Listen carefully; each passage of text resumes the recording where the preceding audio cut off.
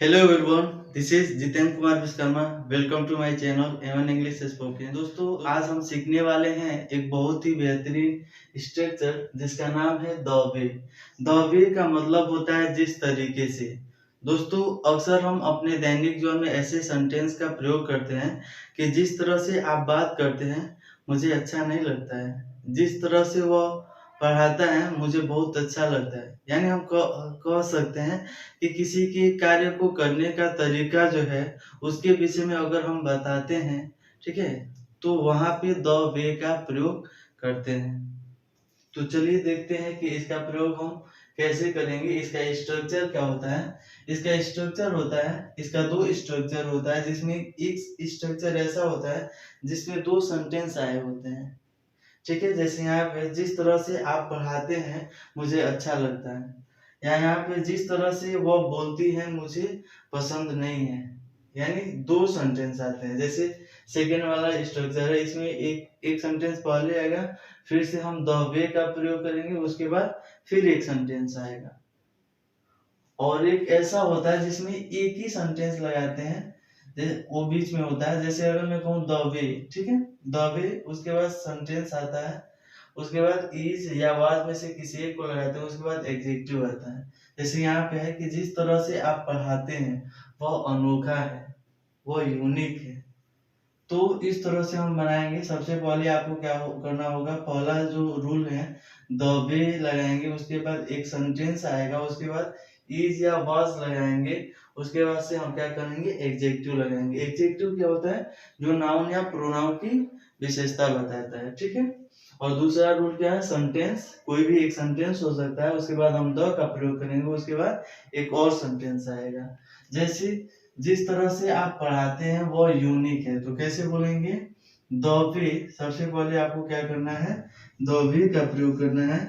सबसे पहले आप क्या करेंगे, द वे लिखेंगे, the way you teach, the way you teach is unique, the way you teach is unique. अगला सेंटेंस है, आप जिस तरह से बात कर रहे थे वह बुरा था। आप जिस तरह से बात कर रहे थे वह बुरा था, तो क्या होगा, the way, the way you were talking, the way you were talking was bad. जिस तरह से आप बात कर रहे थे वह बुरा था। उनके चलने का अंदाज बेहद आकर्षक है, उनके चलने का अंदाज बेहद आकर्षक है, तो क्या होगा, the way she walks is attractive, the way she walks is attractive. जिस तरह, अगला सेंटेंस है, आप जिस तरह से कपड़े पहनते हैं वह सराहनीय है। आप जिस तरह से कपड़े पहनते हैं वह सराहनीय है, तो क्या होगा, the way you wear dresses is admirable, admirable. जिस तरह से आप कपड़े पहनते हैं वो क्या है, सराहनीय है। जिस तरह से आप पढ़ाते हैं मुझे अच्छा लगता है, तो क्या होगा, सबसे पहले लास्ट वाला सेंटेंस हम बनाएंगे कि मुझे अच्छा लगता है। किस तरह से, क्या अच्छा लगता है, कि जिस तरह से आप पढ़ाते हैं। तो सबसे पहले इसे बनाएंगे कि मुझे अच्छा लगता है, क्या होगा, I like the way you teach, I like the way you teach. जिस तरह से आप पढ़ाते हैं मुझे अच्छा लगता है। जिस तरह से वो बोलती है मुझे पसंद नहीं है, तो क्या होगा, I don't like, I don't like the way she speaks, I don't like the way she speak. जिस तरह से वो बोलती है मुझे अच्छा नहीं लगता है। जिस तरह से आप कपड़े पहनते हैं मैं भी वैसे ही कपड़ा पहनना चाहता हूँ। यानी जिस तरह से आप कपड़े पहनते हैं वैसे ही मैं भी कपड़ा पहनना चाहता हूँ। तो क्या होगा? आई